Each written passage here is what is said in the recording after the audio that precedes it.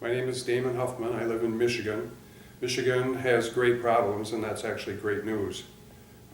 The problems are in our face. We can hardly ignore them. 50 million people in the United States are on food stamps. 11 million people are on disability. 92 million people have left the workforce. They're no longer looking for employment. That's a lot of people, and it's a large percentage of our population.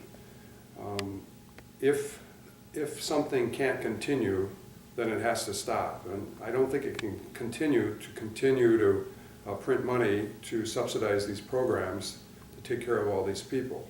So 8 months ago, I sold my business, and I had to make a personal decision, and I decided that I was going to reinvent myself. And following in my father's footsteps, he was a big donor of not only time, effort, and money to the food bank. He was also a co-creator of the food bank concept. So I started thinking along charitable lines. During the real estate crisis of 2007, 2008, I decided that I was thinking, and I thought that if 100,000 businessmen got together and they all bought 10 homes, that the real estate crisis could pass and the real estate market would still be firm. So I started buying houses and I started fixing them up. I actually bought 12 houses, fixed them up, rented them out. It was a lot of work. And then I looked around and everything was continuing to deteriorate. And I kind of used the example given in the book Tipping Point by Malcolm Gladwell, that a neighborhood, if a house experiences a broken window and it's not repaired, then it'll have more broken windows. And then the whole neighborhood will stop taking care of their own houses, and the whole neighborhood starts to deteriorate based on one tipping point. And it is a two-edged sword, because if a home gets fixed up in a neighborhood, the same effect, that other neighbors will say, well, I want to fix my house and make it better. So the tipping point is kind of what triggered this.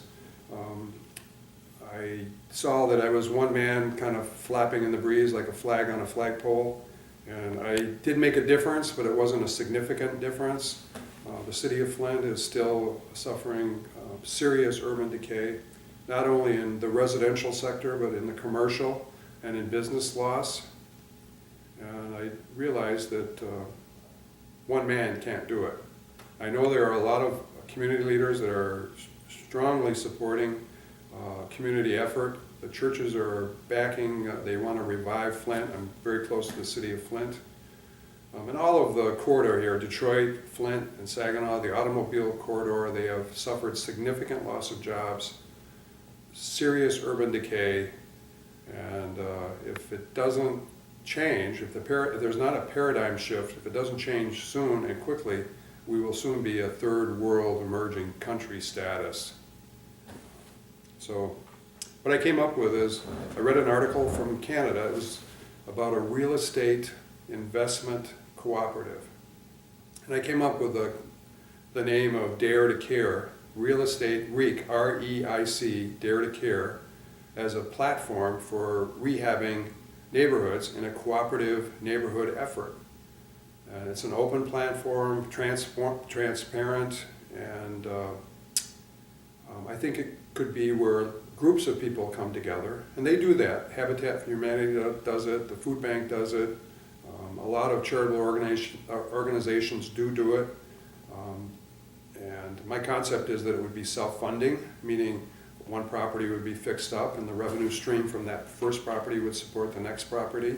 Properties could be nominated by the community, voted upon, it would be transparent. You would see exactly how the project is developing, the plans, how the money is being spent.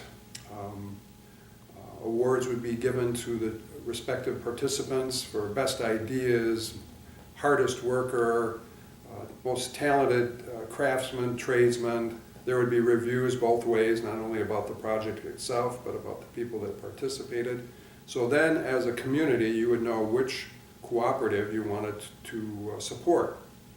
So it's up to us. I think the concept of we the people needs to change a little bit. It needs to be we the people can, meaning we can do it. We have to step up. If we don't step up, I see a bad vision for our future. So and I'm not appealing to the fear factor. I'm just saying that if we can come together, we won't fall apart. So in closing, I would just say this. I'm asking you to open your hearts.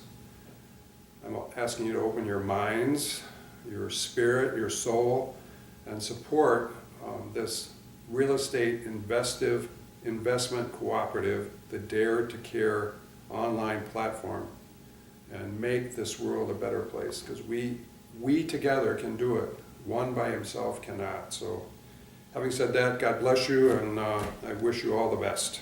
Thanks for listening.